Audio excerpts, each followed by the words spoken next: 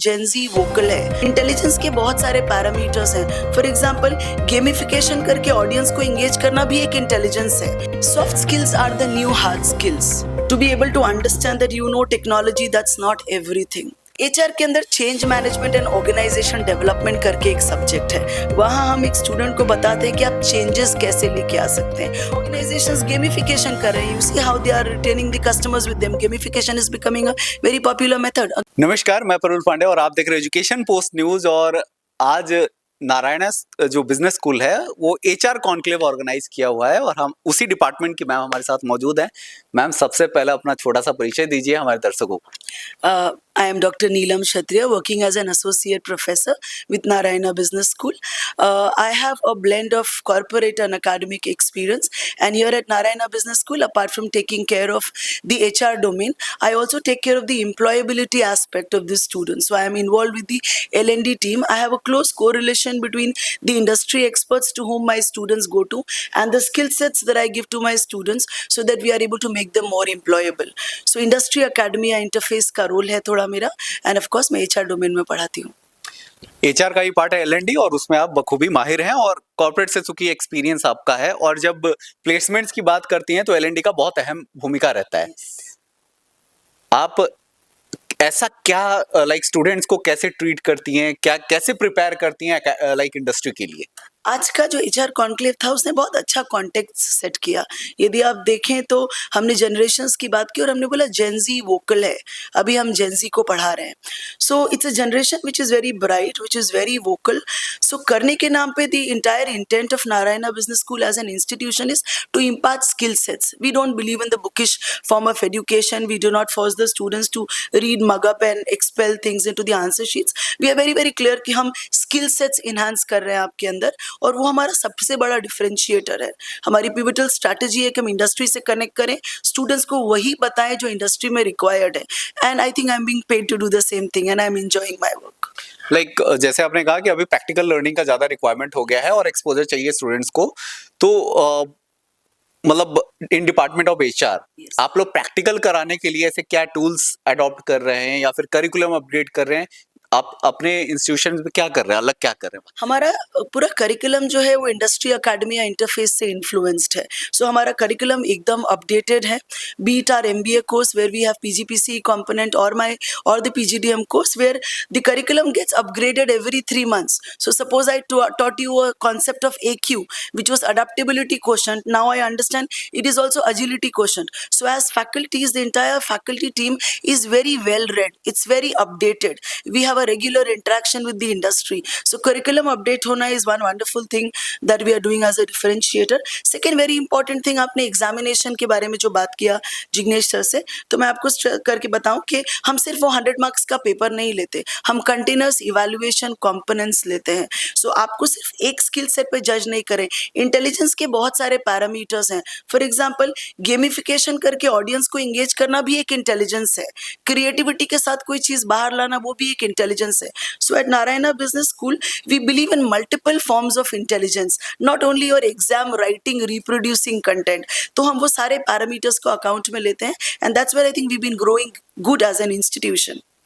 सारे business school सब क्या करें, कॉर्पोरेट ट्रेनिंग्स प्रोग्राम बहुत ज्यादा हद तक चला रहे हैं क्योंकि स्टूडेंट कॉर्पोरेट के लिए प्रिपेयर हो जाए। तो उसमें डेवलप करने के नाम पे ज्यादा से ज्यादा लोग फोकस देते हैं लैंग्वेज बैरियर जो है वो खत्म हो जाए। दूसरा चीज ये कि उनका गेस्चर पोस्चर्स और उनका जो पर्सनालिटी एटीट्यूड है वो फ्रेंडली हो जाए कॉर्पोरेट के हिसाब से। लेकिन क्या उतना काफी है? एक इंटरमीडिएट जो ज्वाइनिंग इंटरमीडिएट फेज में है वो कॉर्पोरेट के लिए रेडी है क्या उतना ही से? Soft skills are the new hard skills. That is आपका एटीट्यूड, आपका सीखने का जज्बा, आपका बैठने का तरीका, आपका बोलने का तरीका, ये ज़्यादा इंपॉर्टेंट है हार्ड स्किल से। इसलिए बिकॉज आप इंडस्ट्री में जाते हो तो वो आपको ट्रेनिंग दे के वहाँ काम सिखा देंगे। जज्बा सही है तो इंसान ग्रो कर जाएगा। सो that is what we are working on. We are ensuring that our students are open to learning new experiences. We are understanding, we are giving them experiences in terms of going back to the corporate sector, be it the CEC components, be it the internship. तो हम उनका attitude सही कर रहे हैं, हम उनके soft skill के कंपोनेंट को तैयार कर रहे हैं. हम we are very categorically telling you कि आपको इंग्लिश नहीं आती है fluency, that is not a problem, but you are able to communicate what you want to. So that is what we are working on. So once I have a raw product that comes to me into my institution, we work in our system and we create a product that goes out जो attitude wise बिल्कुल सही है. इसीलिए if you see, we boast of our placements and we are able to do that. Why? Because the attitude has been set very well, and the industry, when it absorbs them, we get feedback like your students have been very ready to come to the industry, and almost all the organizations have been investing into training and development. So soft skills, as I told you, is what we've been focusing on. Of course, with second year का focus जो होता है वो आपको technical skill set देना 100% होता है, but base हमारा हम काफ़ी strong कर लेते हैं first year में. कौन कौन से फैक्टर्स हैं जो स्टूडेंट को समझना चाहिए और जो अडॉप्ट करना चाहिए इंडस्ट्री में जाने के लिए? Ready to learn and unlearn, सबसे important. Ready to give some due recognition to experience. To be able to understand that you know technology, that's not everything. We discussed in the conclave, human interface is irreplaceable, okay? That human touch and understanding, the willingness to learn, the willingness to give respect to people who are taking you through things is very important. ये skill set सही है, ये mindset सही है, ये behavior सही है, कोई भी आपको stop नहीं कर सकता. You are the sky is the limit for you. Like overall interpersonal skill जो होता है वो नॉर्मल होना चाहिए. ट्रेनिंग्स तो आपको कॉर्पोरेट में जाके ऑटोमेटिक मिल जाएगा, correct? Absolutely. And at the same time, involvement, engagement with the campus, because every faculty is a skilled faculty. So हम engagement पे बहुत काम करते हैं. We ensure that it is not by pressure or fear. We ensure that it is by choice that my student is engaged. We speak about net promoter score. What is your engagement level with me as a faculty, okay, as a stakeholder? So it's a very beautiful world. We're talking about students as stakeholders to the institution, and we are giving due recognition to everybody who's a part of the system. Overall culture ऐसा create किया है कि हम industry ready professionals generate करके भेज पा रहे हैं. अच्छा, मेरे को एक सवाल था मेरे दिमाग में, चूंकि मेरे को नहीं पता है. हाँ जी. तो क्या एचआर में कोई सब्जेक्ट है ड्राइंग का, क्राफ्ट का, या फिर ऐसे एम्प्लॉय एंगेजमेंट जैसे प्रोग्राम में कोई सब्जेक्ट है क्या? एचआर के अंदर change management and organization development करके एक सब्जेक्ट है. वहाँ हम एक स्टूडेंट को बताते हैं कि आप चेंजेस कैसे लेके आ सकते हैं. उसके लिए you got to go close to hearts of people, okay? So there while I was teaching this subject, I've been teaching this subject for almost 3-4 years now, and there we use a lot of creativity where I say that put your thoughts on paper, and इस concept को जो हम बोलते हैं, this concept itself says that visualization is very very important.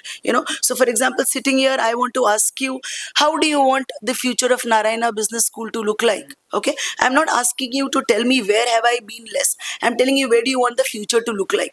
And there I give the students color sheets, papers, markers, pencils, and I tell them draw the future Narayana Business School. And that's where they come with their creativity and their drawing, and we come out with the concept known as transactional analysis, okay? And the student has been actually able to tell me how does it want the institution to be in the future. Without uttering one word of negativity, I've been able to bring in requisite corrections. So drawing हर जगह use हो सकती है. हर एक इंसान बोल नहीं सकता. पेपर पे एक्सप्रेस करना भी एक तरीका है जो एक्चुअली एचआर के कॉन्सेप्ट्स में एम्बेडेड है. मैम, एक्चुअली क्या हुआ है ना कि डिलॉयट जैसे बड़े बड़े ब्रांड्स अभी क्या किए हैं, हर दिन एक एक एक्टिविटी प्लान कर रहे हैं वहाँ के एचआर. जैसे कि फ्राइडे फन एक्टिविटी दी है तो जनरल हो गया है, मंडे को कुछ और करते रहे, फ्राइडे को कुछ और करते रहे, हर दिन कुछ ना कुछ कर रहे हैं. तो ये क्या एचआर के सब्जेक्ट्स में ये पढ़ाया जाता है कि एंगेजमेंट है? इट्स वेरी इंपॉर्टेंट कि मेरा स्टूडेंट एंगेज्ड हो, तो मुझे अटेंडेंस के लिए फाइट नहीं करना. If the student loves to come to my class and morning when he gets up, he does not have a feeling कि अरे फिर जाना है. The student is looking forward to coming. So ये सारे एक्टिविटीज एंगेजमेंट देते हैं. Student आएगा तो सीखेगा. इसी तरह एम्प्लॉय हर दिन आएगा. एब्सेंटिज्म के बहुत सारे रीजंस हो सकते हैं. I have to feel belonged to the place. So ये नेट प्रमोटर स्कोर को बढ़ाने का एक तरीका है कि मैं अलग अलग एक्टिविटीज़ करूं कैंपस में, ऑर्गेनाइजेशंस में, कि मेरा एम्प्लॉय हर दिन सुबह उठे और आ जाए. मेरे जीवन का 8 सबसे productive hours of the day I am giving to the organisation, isn't it? We get up in the morning, we are the most fresh. वो 8 घंटे यदि मैं अपने वर्क प्लेस में दे रही हूँ और वहां से मुझे बदले में एंगेजमेंट मिल रहा है, प्रोडक्टिविटी आएगी सर। मतलब मेरे को लगा आज भी हम बच्चे हैं, क्योंकि स्कूल के टाइम में क्या होता था कि हम लोग गेम्स के दिन बहुत ज्यादा एक्साइटेड रहते थे स्कूल जाने में, वही सिनेरियो आज भी है। Yeah, so organizations gamification कर रहे हैं. You see how they are retaining the customers with them. Gamification is becoming a very popular method. Again, engagement. आपके साथ लोग रहने चाहिए to grow, to develop, to give you business. Future generations के लिए कोई टिप्स, स्पेशली जो HR में अपना कैरियर बना रहे हैं? मुझे आज बहुत अच्छा लगा जो एस्पेक्ट कॉन्क्लेव से निकल के आया कि Gen Z is vocal and that you are speaking. Research says that 96% of the people don't complain, they leave you without giving you any reason. 4% people complain. Okay, so I think it's very important for us to look at smaller things in life. हर एक छोटी चीज छोटी नहीं होती है। आप Gen Z हो, आपके पास डेटा का स्किल सेट है, don't ignore smaller things, focus on things. You are a blessed generation, utilise the blessings that you have. See, you've brought in a change. Everybody wanted a hybrid work culture, everybody wanted relaxation, everybody wanted higher engagements. आपने बोला है तो वो मिला है, और उसका benefit millennials को भी हुआ है, जेनेक्स को भी हुआ है। तो आप वोकल रहें, बट आप एक्सपीरियंस को रिस्पेक्ट करें, utilise your energies in the right direction, carry humbleness, it goes a long way. End of the day I think everybody has to boil down to the same thought that you're doing things for a purpose, you know, a purpose to contribute to the society, to contribute to the nation, to contribute to the environment per se. And I think I'm happy that Gen Z shows all good signs of working towards this aspect. बहुत बहुत धन्यवाद ma'am, आपसे बात करके बहुत अच्छा लगा। Thank you so और चाहेंगे ऐसे ही कॉन्क्लेव हो, ऐसे इंटरेक्शन रहे कि रोज कुछ ना कुछ सीखने को मिलता रहे। Absolutely. जब आप बात करते हैं किसी टॉपिक के बारे में तो वो डिस्कशंस बड़े होते हैं और बहुत सारी चीजें निकल के आती हैं। Thank you, it was nice talking to you. इसी के साथ मैं प्रफुल्ल पांडे इजाजत लेता हूं, तब तक के लिए बने रहे हमारे साथ एजुकेशन पोस्ट न्यूज पे। नमस्कार, धन्यवाद।